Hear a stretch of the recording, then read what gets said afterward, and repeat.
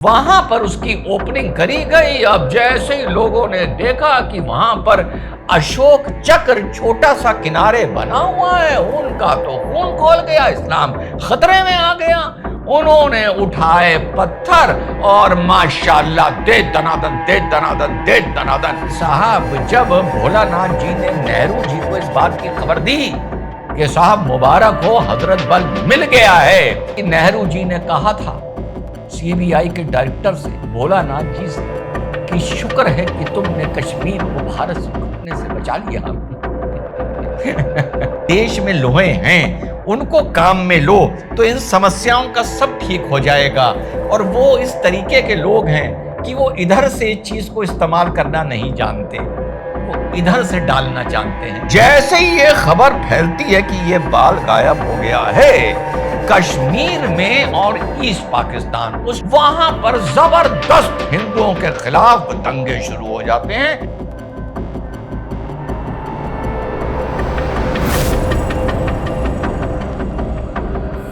Hello, नमस्कार, सत श्री अकाल, अस्सलाम वालेकुम। कैसे हैं जनाब? 2012 में जवान ज्योति जब मुंबई में रोहिंग्या प्रेम में तोड़ी गई थी, ये आप लोगों को अच्छी तरह याद होगा।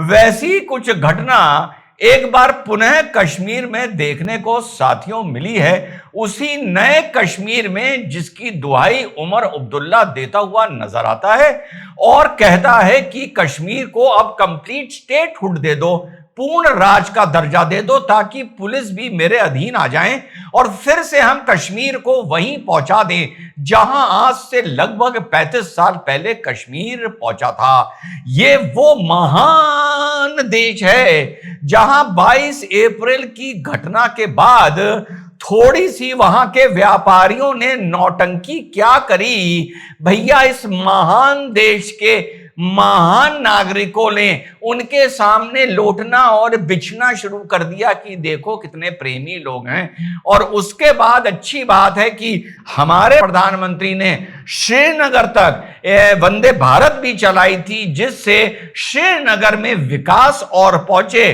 टूरिज्म पहुंचे, वहां से आने वाले सामान जो आते हैं, ड्राई फ्रूट, सेब आदि, उनका ट्रांसपोर्ट आसान हो और तेज हो। अच्छी बात है, इसीलिए भारत पूरी दुनिया में मशहूर है, माशाल्लाह।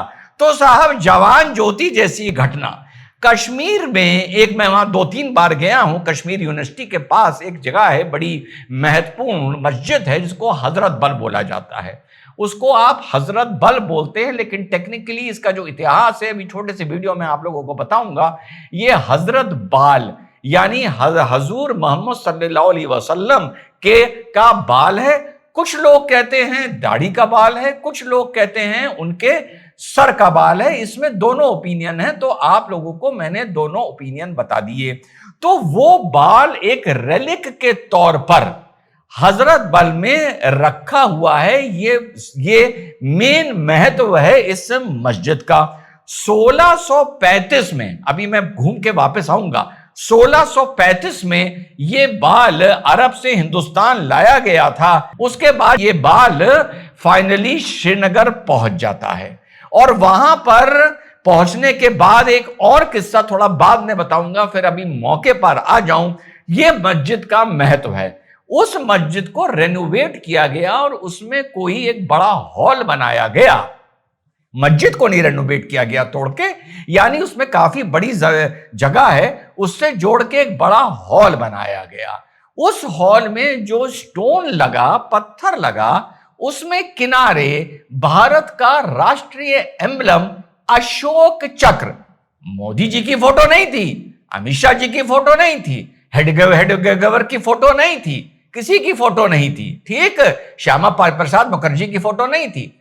राष्ट्रीय ध्वज किनारे वो लगा दिया गया। और जुमे के दिन, अच्छा जुमे का तो आप लोगों को पता ही है भाई, उस दिन तो हम आहूं एनर्जी ज्यादा होती है। तो जुमे के दिन जो 12 वफात अभी बनी हैं, वहां पर उसकी ओपनिंग करी गई। अब जैसे ही लोगों ने देखा कि वहां पर अशोक चक्र छोटा सा किनारे बना हुआ है, उनका तो खून खौल गया, इस्लाम खतरे में आ गया। उन्होंने उठाए पत्थर और माशाल्लाह दे दनादन दे दनादन दे दनादन कूटना शुरू कर दिया और अशोक चक्र को, राष्ट्रीय ध्वज को कूट के रख दिया, ये कहकर कि ये एंटी इस्लामिक है। खैर, उसके बाद हुआ ये कि साहब 1963 में दिसंबर 27 या 28 को ये जो हजरत हजूर मोहम्मद सल्लल्लाहु अलैहि वसल्लम का बाल था, ये वहां से रात के 2 बजे गायब हो जाता है, गायब हो जाता है। जैसे ही ये खबर फैलती है कि ये बाल गायब हो गया है, कश्मीर में और ईस्ट पाकिस्तान, उस टाइम 1967 में ईस्ट पाकिस्तान हुआ करता था, बांग्लादेश पैदा नहीं हुआ था, वहां पर जबरदस्त हिंदुओं के खिलाफ दंगे शुरू हो जाते हैं। वो बात अलग है कि जो 3 चोर पकड़े गए थे बाद में, वो तीनों मुसलमान निकले थे। जबरदस्त दंगे, हाँ, भारत में, कश्मीर में और ईस्ट पाकिस्तान में। भाई बहाना चाहिए मारने के लिए। तो साहब आप लोग को यकीन नहीं होगा कि उस बाल के चोरी होने की जो कीमत चुकाई थी, कि हिंदुओं ने चुकाई थी, और इस बाल चोरी होने के बाद जो बांग्लादेश में दंगे हुए थे, 2 लाख रेफ्यूजीज भाग के भारत आए थे। जवाहरलाल नेहरू जी को यह बात पता चलती है और वो सीबीआई को यह मैटर हैंडओवर कर देते हैं, और भोलानाथ मुलिक या मलिक, भोलानाथ मलिक मुलिक उस टाइम सीबीआई के हेड थे। तो नेहरू जी कहते हैं कि जाओ और इस बाल को ढूंढो, और साहब पूरे देश की पुलिस इस बाल को, हजूर के बाल को ढूंढने में कश्मीर में लग जाती है, क्योंकि दंगे रोकने थे, दंगे हो रहे थे, हिंदू दड़ा दड़ा के मारा जा रहा था कि तूने ही चुराया होगा। तो साहब शायद 3 या 4 जनवरी को वो बाल मिल जाता है, और ये आर्काइव्स बताते हैं, फैक्ट्स बताते हैं कि साहब जब भोलानाथ जी ने नेहरू जी को इस बात की खबर दी कि साहब मुबारक हो, हजरत बल मिल गया है, तो इतिहास गवाह है कि नेहरू जी ने कहा था सीबीआई के डायरेक्टर से, भोलानाथ जी से, कि शुक्र है कि तुमने कश्मीर को भारत से टूटने से बचा लिया। फैक्ट है ये। तो ये जगह है जहां पर अब माशाल्लाह गैर इस्लामिक बताकर ये तोड़ा गया है, अशोक चक्र तोड़ा गया है, और उसी पार्टी के साथ तनवीर सादिक एमएलए ने तोड़ा है, जो पार्टी कहती है कि कश्मीर तो बिल्कुल नॉर्मल हो गया है, अब यहां पर पूर्ण राज का दर्जा दे देना चाहिए। भाई नॉर्मलसी की बस यही शर्तें हैं कि कश्मीरी हिंदू वापस नहीं आना चाहिए, इसका मतलब कश्मीर नॉर्मल है। अरे भैया नॉर्मल है ना, सारे वहां पर मियां भाई हैं, तुम्हारा वहां पर क्या काम है? नॉर्मल रहो ना, उस जगह को छोड़ दो। और भैया देखो, सारे जहां पर मियां भाई हैं वहां पर आपको छोटा सा राष्ट्रीय एम्बलम लगाने की क्या जरूरत है? अरे भैया ना लगाओ, गलत बात है, गैर इस्लामिक है। तो साहब ये लेटेस्ट खबर आई है इस नए कश्मीर से, बदलते हुए कश्मीर से।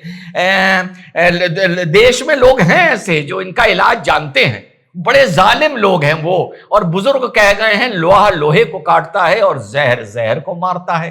तो जब तक लोहे को काटने के लिए कोई और लोहा इस देश में तैयार नहीं करोगे जो इनसे ज्यादा जालिम होगा, जिसको आता होगा इनके पीछे गरम गरम लाल रंग की लोहे की सरिया चढ़ाना, जब तक उसको पिक्चर में नहीं लाओगे इस तरह की चीजें होती रहेंगी, और जिसको नॉर्मल माना जाएगा। और चलते चलते एक बात बता दूं, अभी बहुत से लोग खड़े होंगे जो कहेंगे, अधिकतर का तो दिल ये कहेगा कि तोड़ा तो सही तोड़ा, लेकिन सेक्युलरिज्म के नाम पर जो ड्रामा दुनिया में और देश में चल रहा है, उस सेक्युलरिज्म और राष्ट्रवाद के नाम पर भी जो ड्रामा चल रहा है, बहुत से लोग खड़े होकर कहेंगे कि नहीं नहीं ये गलत है, जिसने भी तोड़ा है भाई उसको सजा मिलनी चाहिए, बाकी को कोई आरोप क्यों लगाना, बाकियों के लिए ऐसा क्यों कहना। वैसे मौके पर इस तोड़फोड़ को किसी ने रोका नहीं, तोड़ने वाले कोई आतंकी नहीं थे AK-47 लिए हुए,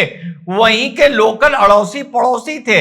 फिर भी लोग कहेंगे कि नहीं भैया गलत है, पर हमसे क्या मतलब। होता यह है कि जब ये लड़ाई चलती है कि मजहब पहले है या देश पहले है, ऐसे किस्से ही तो मिसाल बनते हैं। बताता हूं एज एनालिस्ट कैसे बनते हैं। जब देश का अपमान होता है तो पता नहीं क्यों कुछ लोगों के अंदर से वो गुस्सा, वो जुनून, वो गर्मी बाहर नहीं निकलती है। लेकिन जब उनके अकीदे का कहीं अपमान होता है तो आहा हा हा, वो गुस्सा, वो जुनून, वो पागलपन, वो सनक जो देखने को मिलती है। तो देश का अपमान और अकीदे के अपमान को लेकर जो रिएक्शन में फर्क है वो ही इस बात की चीख चीख के गवाही देता है कि अकीदा पहले है और देश दूसरे नंबर पर नहीं है, देश उससे बहुत नीचे है।